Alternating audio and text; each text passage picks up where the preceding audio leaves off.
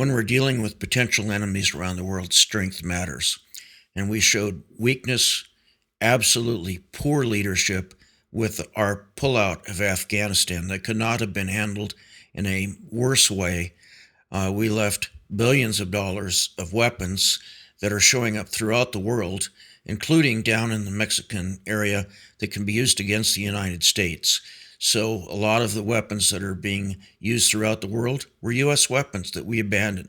Not only that, we abandoned our allies. All those advisors and all the contractors that worked with us, many of those people have been killed. Their lives have been put in jeopardy. They're imprisoned or tortured.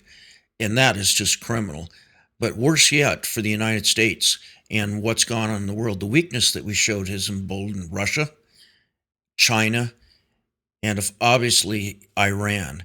And some of the decisions we've made showing that weakness just open the door for some of the hostilities that we see in the world today. Russia's invasion of the Ukraine, the threatening behavior of Iran. Not only was it money that we've equipped them with, but we emboldened them knowing that we'd have very little backbone to stand up to them, and we certainly wouldn't stand up and back Israel. The door that was opened for China to go into Afghanistan and have the vast resources opened up for Chinese exploitation is criminal. Like I said, the weapons that we left behind are showing up in our back door down in Mexico, being used by cartels and other groups. And how are we supposed to fight any battles with China when we gave up Bagram Air Force Base? It was a staging area that was in the range of our bombers and other strategic assets, and of course that's gone. President Trump never envisioned pulling out all our troops. He thought we could do a small presence, and so did the Joint Chiefs of Staff. That was their favorite plan. Just like we have in Iraq, we would have bases there with a small contingent of soldiers, maybe 18 to 2,000 troops stationed there. But we abandoned all our troops, we abandoned our allies, we abandoned the advisors, and I don't see anybody that's benefited out of this except Communist China. And so in my lifetime, I've never seen a poor judgment by a U.S. president. In my opinion, it's a treasonable act. Absolutely right.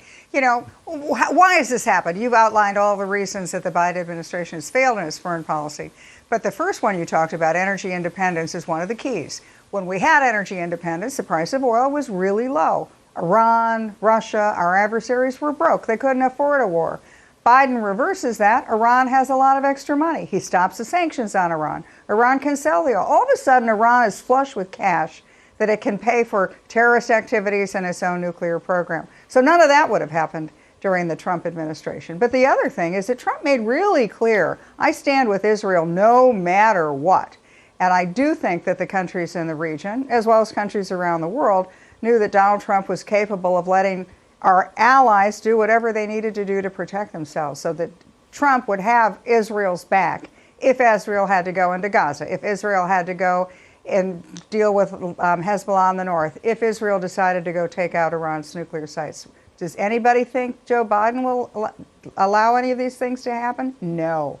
He'll, at the end, mark my words, Stuart, within a month's time, probably within 2 weeks' time, Biden will be calling for ceasefire. Israel will be the bad guy in the Middle East. Israel will be responsible for all these things. And then Israel could well be alone within a month.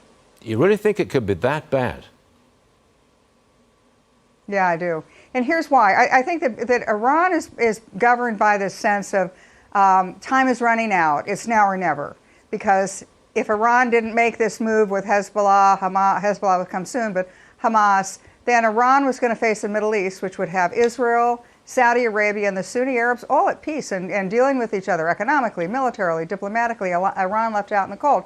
So Iran says, it's now or never for me. I got to go. I got to push my proxies in the Middle East. What I worry about is that as public opinion shifts and changes, and it will, because the pictures you're going to start seeing are going to be what's happening in Gaza. Yep.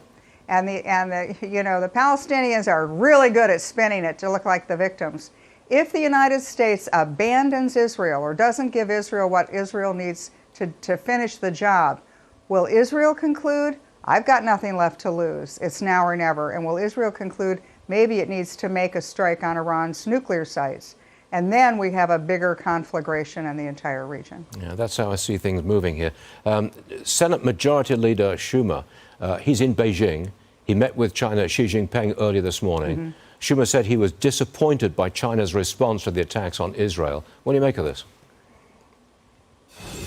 Oh, come on, and give me a break. Did he think that Xi Jinping was going to do anything else? Did he think that Xi Jinping was going to support Israel?